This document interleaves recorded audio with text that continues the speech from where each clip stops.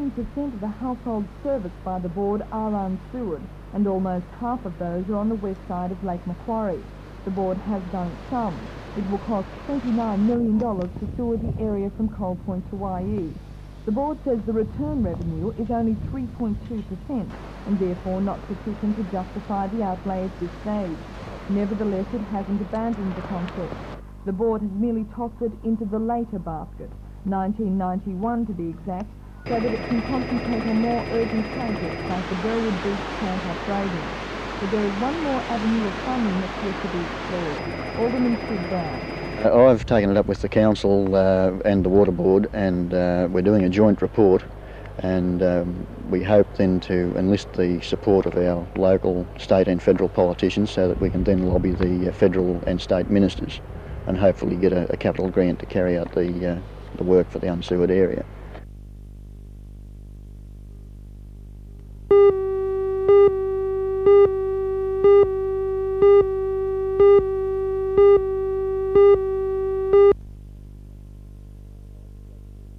Oh, it's a great feeling. You know, it's the ultimate for me is, you know, my cricket career to go on an Ashes tour to England. It's the sort of thing that every cricketer dreams of, making that tour, and I didn't think I'd ever go, but now I'm selected. It's a great feeling. You didn't play much in the recent one-day internationals. Did you ever lose hope of making the Ashes tour? Oh, you know, 6 weeks ago I thought I was a fairly good chance, but over the last few weeks I've lost hope, and I didn't think I was going to be chosen. But, you know, I didn't give up hope.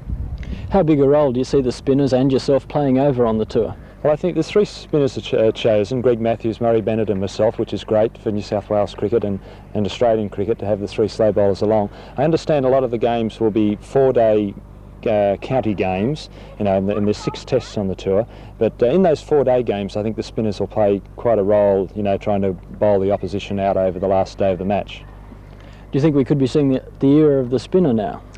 Oh yes, I think that's been happening, you know, the last couple of years. This slow bowlers have been getting more of a go, with getting slightly out of the era of all pace bowlers in the test teams, which is good, you know, and everybody likes to see the spinners bowling, I'm sure.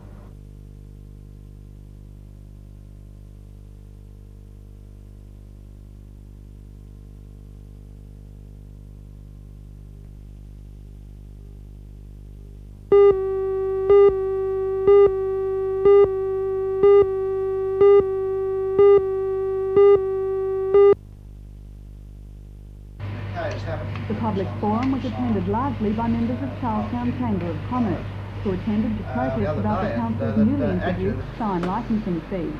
Technically, the fee can be charged under Ordinance 55 of the Local Government Act, which stipulates that the advertising signs in the public space, road or waterway should be licensed, with licence is time free. But it's only recently that the council has seen fit to enforce the Act. And despite strong opposition from the Charlestown business community, Alderman John Jenkins, who chaired last night's forum, says it will remain in force for the time being. Will Council press ahead with the sign licensing fee? Well, Council will be getting a petition submitted by myself and Alderman Hughes on Monday. That'll be subjective to a report from Council staff following the receipt of the petition, and we'll see what happens from that. Why wasn't the fee imposed in the past? I couldn't tell you the answer to that one. There was information provided last year when the signs were first posed. I think environmentally you've got to have some form of control on signs. There may be necessity to have some indication that a sign has been approved to be structurally sound, to be a legal sign, so you can police the others. There's probably a number of other reasons as well. I think the environmental factor's one. But Steve Owens, president of Charlestown Chamber of Commerce, disagrees. They're imposing the Act because the local government body, when they approached the state government for more funds, they were told, no, we can only raise it by so much percentage, I think it's 8%, and if you want to raise money, you look to the Act and implement the Act to raise more money. They discovered Ordinance 55 in the Act and said, oh goody, and that's what it's for. This is a lot more heavy than, you know, we think just here. This is political all the way back to Macquarie Street, for the councils to get money. The government hasn't got any money to pay them. The state government is broke. So you say the licensing fee is simply a revenue raiser? It is simply a way for the council to get over their shortfall problems by raising revenue without upsetting the voting population.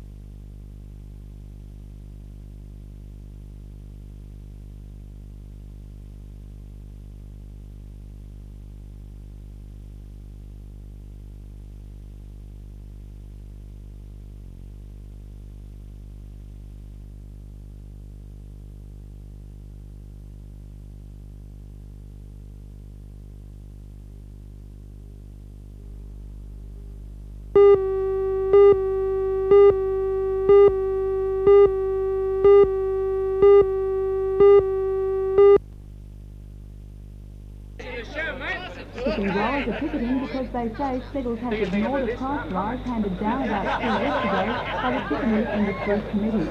The committee ruled that chicken growers should receive 31.57 per fee as a growing fee. While the fee being paid varies at present, the Chicken Growers Association says no processors in the state are paying as high as the new set fee. Last night, a meeting took place between chicken growers and the management of Steggles to try and resolve the dispute.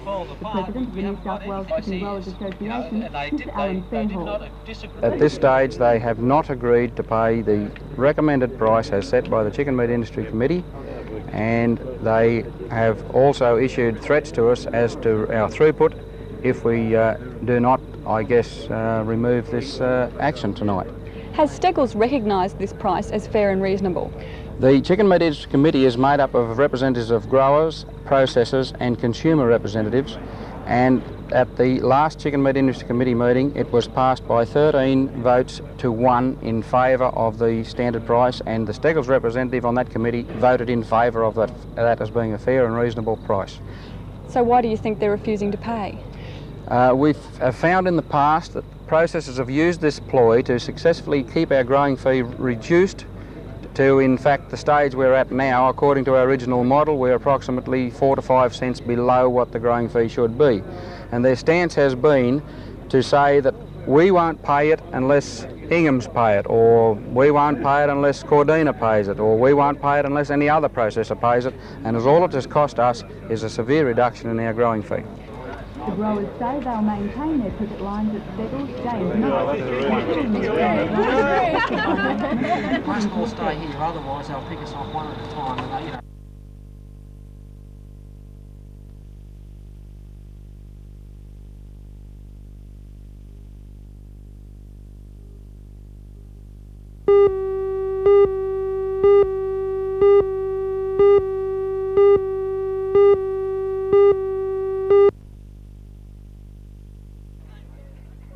It looked as if Newcastle Rosebud United was going to be the first to score. After 2 attempts on the first post, they had supporters and defenders. But it was Wollongong who took the first and second goals, thanks to the efforts of Peter Catamanitis and Dominic Fiona. Rosebud United began to make its mark just minutes before half-time, with this goal from David Jones. Jones also scored Rosebud's second goal, while the third and winning goal came from John Torres. The final score, Rosebud 3 defeated Wollongong 2.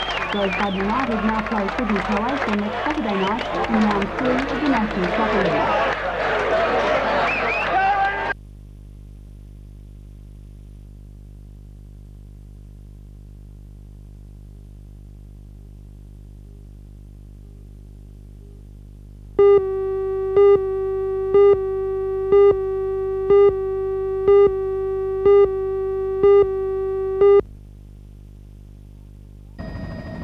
The council site for the Heritage Mall runs from a block before Maitland Post Office down to Belmore Bridge and includes plans for the revival of a tram line to provide public transport. Despite criticism that's been voiced about the proposed mall, including its likely cost, Australia's leading authority on mall planning, Mr Geoffrey Phillips, says he was impressed with the concept. Well, it's unique and I think it should really fit the town beautifully. Do you have any reservations? Well, I think there's a couple of things.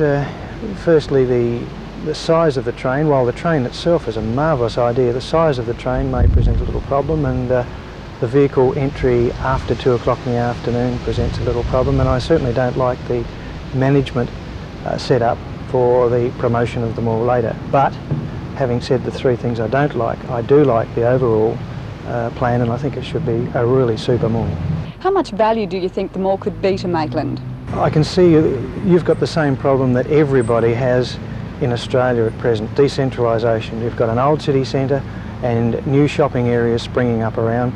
You've got the population moving away from the city centre, so the city centre starts to become very run down and starts to lose business. If the city centre is dressed up, then quite surely people will come back to the city centre and obviously boost the economy within the city itself. So the mall itself will be very important. What do you think of the heritage theme and the incorporation of the older buildings? Well, I love, as I said, I love the concept. I like the heritage idea. It's unique in Australia. There isn't another one in Australia like it. You've got the old buildings, and certainly some of them are really beautiful buildings that when dressed up, will fit into them all beautifully.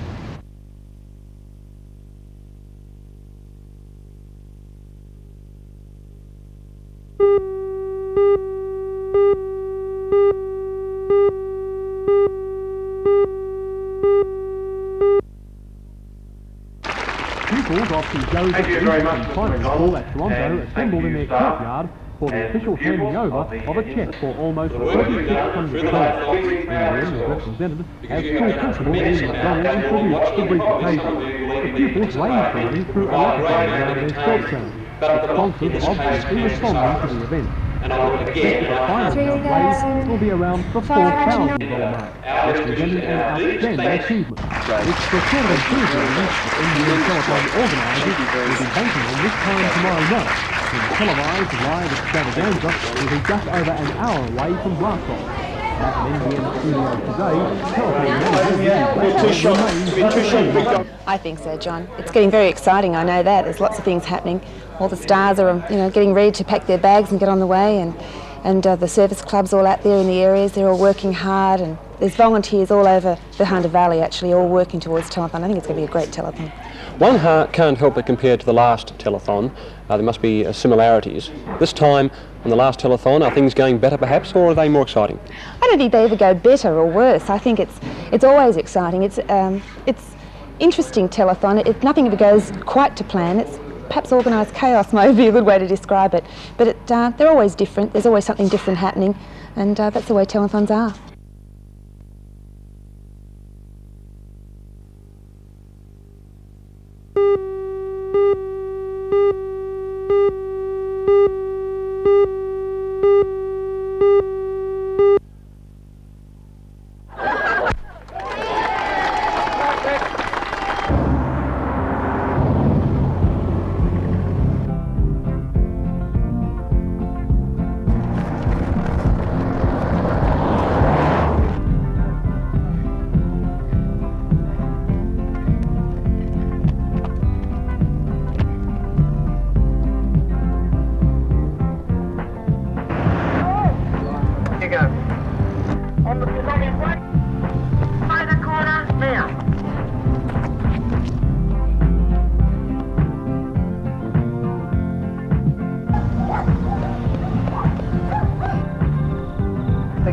Yeah, we live way up in the hills up here. Oh, okay. Kangaroos and buffaloes and whatever. Good to see you. Okay. Thanks very much. Let's get together. Let's get together and show what our town can do. Let's get together. All get together. What our town can do.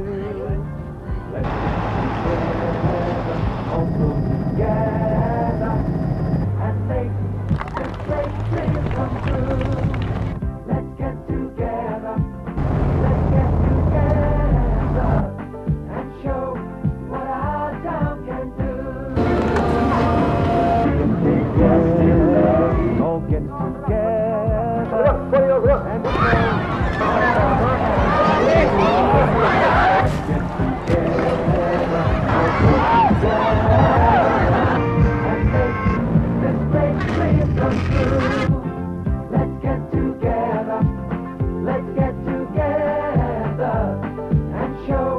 what our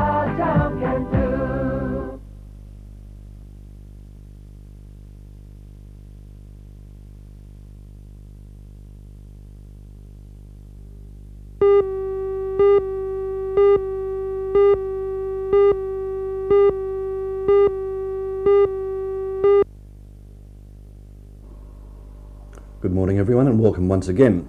We're talking about taxation and the tax summit which will be held in July 1985, and I suggested last week that you should and could have your say in no uncertain terms, and I gave by way of illustration the hypocrisy with regard to the double taxation of company dividends. Let's also look at it from the point of view of capital gains, because I think it's a foregone conclusion we will see a capital gains tax. Now, under the present system, if for example I buy some shares, or it could apply in the case of other short-term investments, and I hold those shares for 3 months or 6 months, and I then fortunately sell those shares at a profit, some of them or all of them, I am, as a taxpayer, liable to include that profit in my income tax return, and depending upon my tax rate, I'll have to pay tax on the profits. And as you know, I pay tax on my top level of income of 60%, so that's a 60% loss as far as I'm concerned. Now, the unfair part is this. If I hold those shares for 3 months and I'm forced to sell, or I decide to sell, and I sell my shares at a loss, I can't claim the loss. That's right, I can't claim the loss. I've got to include the profit, but the loss is just not considered in any way, shape or form. Once again, I think that's grossly unfair and something should be done about it. And hopefully something will be done about it at the July summit. Now, these are just general illustrations of what I mean. And in a very personal sense, when we're talking about taxation, I don't make the rules, but I will certainly use the rules to my advantage, and that's the advice that I'm giving you. So if, for example, yours is a 2-income family and your wife decides to leave the workforce this financial year and you've got money to invest, use a little bit of common sense and make sure the interest that your wife earns, because she should become the investor of the family, is earned in the new financial year when she'll be a non-taxpayer. I'll leave those thoughts with you, and I'll see you next Monday.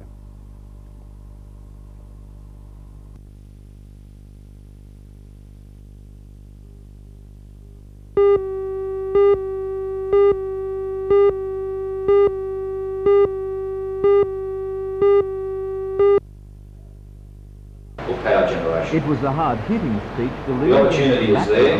Continuing If we do no more to maintain our share of exports from Australia, the revenue inflow of the region will drop. It should not be one of the wealthiest regions in Australia using their own plan. And OPEC, I think, would be the lines, take an aggressive stance in the marketplace, get out there in the world and compete and make our region that people have of us and make the system work. It should streamline infrastructure which will not hamper the development of industries.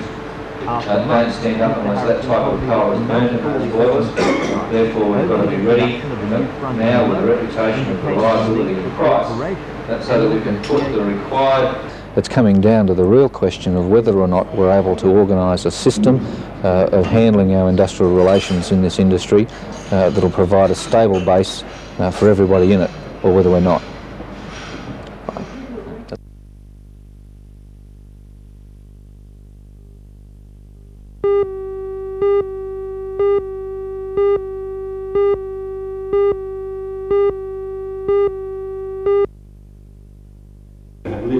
The 80 people at the conference are members of the New South Wales Family Support Workers Association. The group is made up of 40 schemes statewide, funded by both the federal and state governments.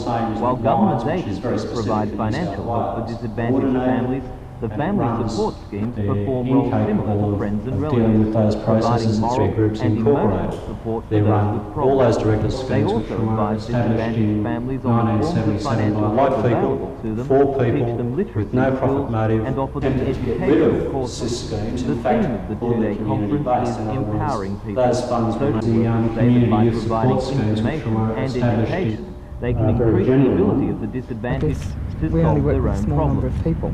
The people that we work with are virtually in a powerless position. They're welfare recipients, and I guess what we're trying to do is look at how you can work on people's strengths and give them power in the situation they're in.